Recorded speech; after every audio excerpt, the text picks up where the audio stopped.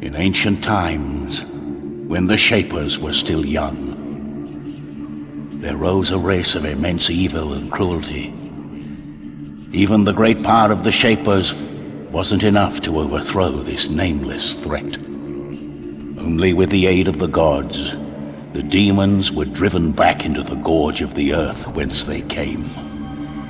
But a prophecy was given that one day they'd rise again and take bitter revenge. Two mortal fates intertwined, they will fight. But Zazhut will bring end to light. This prophecy is fulfilled today.